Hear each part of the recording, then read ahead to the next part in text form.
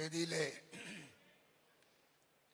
പ്രിയങ്കരനായ രാഹുൽജി, മറ്റ് ദേശീയതല കോൺഗ്രസ് നേതാക്കന്മാർ, കേരള പ്രദേശ് കോൺഗ്രസ് നേതാക്കന്മാർ, മറ്റ് ഭാരവാഹികളെ, എൻ്റെ പ്രിയ സഹോദരി സഹോദരന്മാരെ, ഇന്നത്തെ ഈ യോഗം നമ്മുടെയൊക്കെ മനസ്സിനെ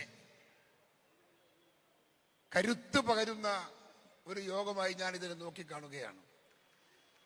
പോരാട്ടത്തിന് തുടക്കം കുറിക്കുന്ന ഒരു യോഗമായി ഞാൻ ഇതിനെ കാണുകയാണ്. ഇന്ത്യൻ നാഷണൽ കോൺഗ്രസിനെ തകർക്കാൻ ഈ രാജ്യത്തൊരു രാഷ്ട്രീയ പ്രസ്ഥാനമില്ല എന്നതിന്റെ വിളംബരമാണ് ഈ ജനത എന്ന് ഞാൻ പറയാൻ ആഗ്രഹിക്കുകയാണ്. ആരുടെ മുമ്പിലും തലകുനിക്കേണ്ടുന്നത് ആ കാര്യം നമ്മെ സംബന്ധിച്ചിടത്തോളം ഇല്ല.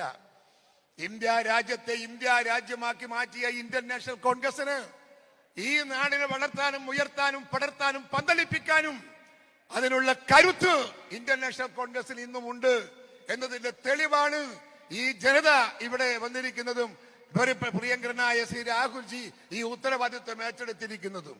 നിങ്ങൾക്കൊരു കാര്യം ഓർമ്മ വേണം, ഈ രാജ്യത്ത് ഈ സംസ്ഥാനം ഭരിക്കുന്നു ഇടതുപക്ഷമാണ്. ഏതാണ്ട് 10 വർഷക്കാലമായി സംസ്ഥാനം ഭരിക്കുന്നു. ഇവിടെ എന്തുണ്ടാക്കി എന്ന് പരിശോധിക്കാൻ ഇവിടുത്തെ ഇടതുപക്ഷക്കാരോട് ഞാൻ സ്നേഹത്തോടെ ആവശ്യപ്പെടുകയാണ്. പിണറായി വിജയനെ ഞാൻ ചലഞ്ച് ചെയ്യുന്നു. എന്ത് നേട്ടമുണ്ടാക്കി? അധ്വാനിക്കുന്നവന്, തൊഴിലാളി വർഗത്തിന്, വിയർപ്പെടുക്കുന്നവന്, വിശക്കുന്നവന് എന്തുണ്ടാക്കി കൊടുത്തു ഈ സർക്കാർ? ശമ്പളം കൊടുത്തോ മര്യാദയ്ക്ക്? കൂലി കൊടുത്തോ മര്യാദയ്ക്ക്? തൊഴിലാളികൾക്ക് അതിന്റെ ആനുകൂല്യം കൊടുത്തോ? ഇവർക്കൊന്നും കൊടുക്കാതെ ഈ രാജ്യം ഭരിക്കാൻ ഉളുപ്പുണ്ടോ പിണറായി എന്ന് ഞാൻ അദ്ദേഹത്തോട് ചോദിക്കാൻ ആഗ്രഹിക്കുകയാണ്.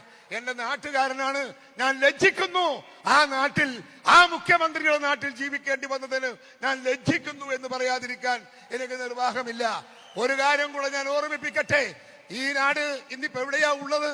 നമ്മളൊക്കെ ഇന്നലെ വരെ കേൾവിയില്ലാത്ത ശബരിമല അയ്യപ്പന്റെ സ്വർണം കടത്തിക്കൊണ്ടുപോയി.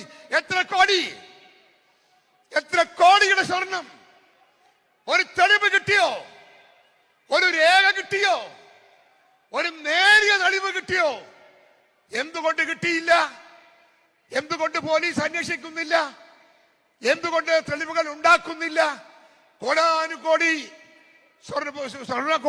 കോടി രൂപയുടെ സ്വർണം ശബരിമല അയ്യപ്പന്റെ ക്ഷേത്രത്തിൽ നിന്ന് കടത്തിക്കൊണ്ടുപോയിട്ട് അതിനൊരു പരിഹാരം കാണാൻ സാധിക്കാത്ത ഈ സർക്കാരിന് ഈ നാട് ഭരിക്കാൻ എന്തവകാശമെന്ന് ഈ നാട്ടിലെ ജനങ്ങൾ ചോദിക്കണം എന്നതാണ് എനിക്ക് നിങ്ങളോട് ആവശ്യപ്പെടാനുള്ളത്. എന്തുകൊണ്ടാണ് അന്വേഷിച്ചാൽ ആരുടെ കൈകൾക്കാണ് വിലങ്ങ് വെക്കേണ്ടി വരിക എന്ന് CPM-ന് അറിയാം.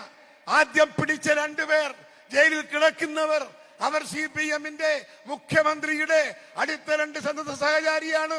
തെളിവുകളിലേക്ക് പിന്നീടും പോയാൽ ഒരുപാട് CPM-ന്റെ ആളുകൾ കൈവിലങ്ങുമായി ജയിലിൽ പോകേണ്ടി വരും എന്ന് CPM എന്ന് പറയുന്ന രാഷ്ട്രീയ പ്രസ്ഥാനത്തിന് അറിയാം. എന്നതുകൊണ്ട് തന്നെ അന്വേഷണം വിട്ടില്ലേ? അന്വേഷണം നിർത്തിയില്ലേ?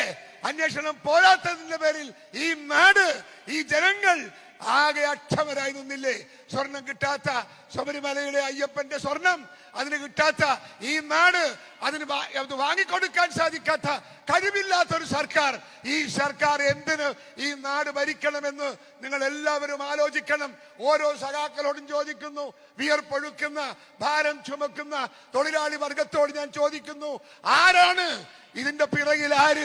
ആര് കൊണ്ടുപോയി? എവിടെ കൊണ്ടുപോയി? എന്തേ കണ്ടുപിടിക്കാത്തത്? എന്തുകൊണ്ട് പോലീസ് നടപടി ഉണ്ടാവുന്നില്ല? പരിശോധിക്കണം. ഇത്രയും വലിയ കൊള്ള നടന്നിട്ടൊരു നിയമം ഈ രാജ്യത്ത് എടുത്തുപയോഗിക്കാൻ സാധിക്കാത്തൊരു സർക്കാർ. ഈ നാടിന്റെ ഗതികേടല്ലേ?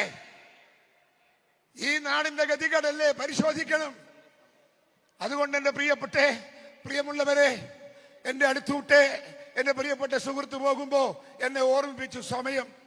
എനിക്കതറിയാം. വലിയ ജനങ്ങൾ കൂടിയിട്ടുണ്ട്. പക്ഷെ ആവേശം വന്നാൽ ഞാൻ ഇത്തിരി പ്രസംഗിച്ചു പോകുമെന്ന് അദ്ദേഹത്തിന് അറിയാം. ഞാൻ വാക്കുകൾ ചുരുക്കുകയാണ്. നിങ്ങളുടെ എല്ലാം സാന്നിധ്യം ഇന്ത്യൻ നാഷണൽ കോൺഗ്രസിന് കരുത്തു പകരുന്ന ഒന്നായി ഇന്ന് മാറ്റാൻ നമുക്ക് സാധിച്ചതിലുള്ള സന്തോഷം ഞാൻ നിങ്ങളുമായി പങ്കുവെച്ചുകൊണ്ട് വീണ്ടും കാണാനും വീണ്ടും സംസാരിക്കാനുമുള്ള അവസരം ഉണ്ടാകട്ടെ എന്ന് പ്രാർത്ഥിച്ചുകൊണ്ട് എല്ലാവർക്കും ഭാവുകങ്ങൾ നേരുന്നു, ആശംസകൾ നേരുന്നു.